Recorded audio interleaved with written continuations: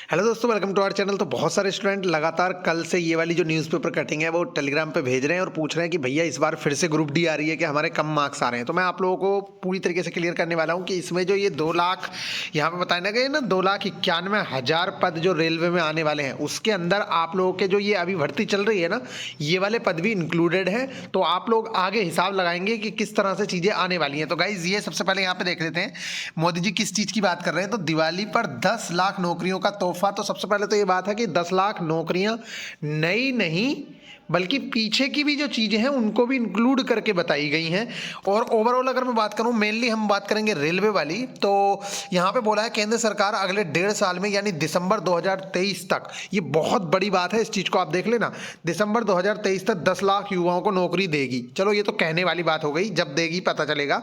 प्रधानमंत्री नरेंद्र मोदी धनतेरस के मौके पर शनिवार को रोजगार मेला अभियान की शुरुआत करेंगे, युवाओं को संबोधित करेंगे मोदी कार्यक्रम के दौरान वीडियो कॉन्फ्रेंसिंग के माध्यम से। चलो ये हो गया, ठीक है। अब यहाँ पे अगर आप देखें, जून में किया गया था ऐलान, प्रधानमंत्री मोदी ने इस साल जून में 2022 के अंत तक 10 लाख नौकरी देने की घोषणा की थी।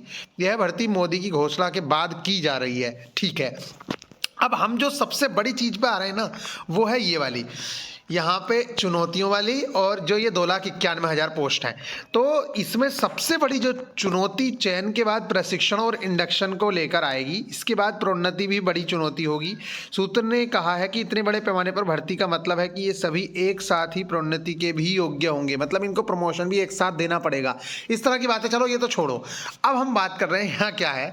तो ये जो 2,91,000 पद हैं, इसमें आप ये देख लीजिए, जो 35,000 ये वाली भर्ती चल रही है ये भी इंक्लूडेड है, ठीक है। और जो आप लोगों की 1,03,000 चल रही है वो भी इंक्लूडेड है। तो मान लिया जाए 1.5 लाख पद अगर वो भी हैं, मान लिया जाए अगर 1.5 लाख पद हैं, तब भी आपके पास लगभग 1.5 लाख पद बच रहा है कि नहीं बच रहा है?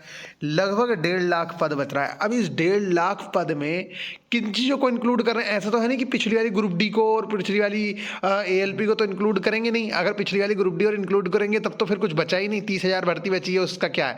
लेकिन इस बार पूरी उम्मीदें हैं कि जो ये भर्ती है ALP वाली, और फिर आपके सामने ALP टेक्नीशियन और JEE, और फिर इसके साथ साथ आप लोगों की भर्ती RPF, और अगर भर्ती की चांसेस हुए तो उसके भी चांसेस बन रहे हैं कि सबसे लास्ट में आप लोगों की फिर से ग्रुप डी की भर्ती देखने को मिल सकती है। लेकिन ये जो 1.5 लाख पद हैं, आप इसमें अंदाजा लगाइए, करीब करीब 40 से 60 के आसपास वैकेंसी देखने को मिलेगी आपको ALP टेक्नीशियन की, 60 के करीबी लगभग।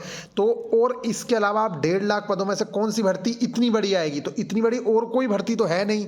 तो जो पद निकलेंगे वो उम्मीद है कि 30-40 हज़ार ग्रुप डी के भी पद दोबारा से आ सकते हैं।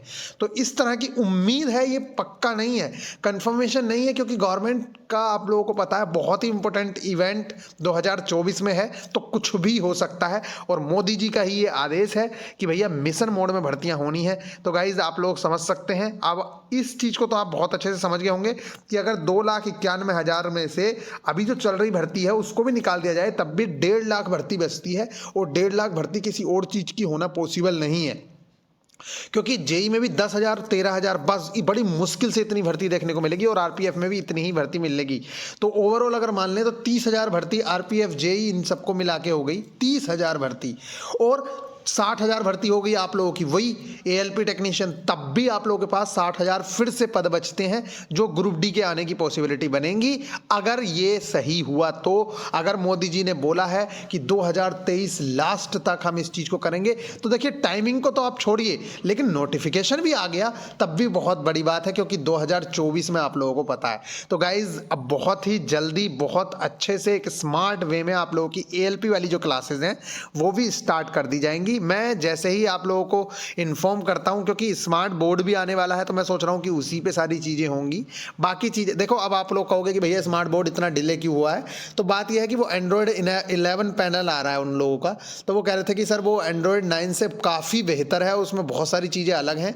तो दिवाली पे लॉन्च होने वाला था, लेकिन वो नवंबर फर्स्ट वीक में इनका लॉन्च हो रहा है। तो बाकी आप लोगों से सारी इन्फॉर्मेशन दे दी जाएगी। और मैं भी ये सोच रहा हूँ कि डिजिटल वे में स्टार्टिंग से आप लोगों को NCERT पढ़ानी पड़ेगी, और जब हम पढ़ाएंगे तो इस बार मैं सोच रहा हूं कि चाहे कोई बच्चा जीरो भी है ना बिल्कुल, तो वो बच्चा भी उठ सके, उस लेवल से लेके चलेंगे। तो चलिए फिर मिलेंगे नेक्स्ट वीडियो में, ख्याल रखिएगा, टेक केयर।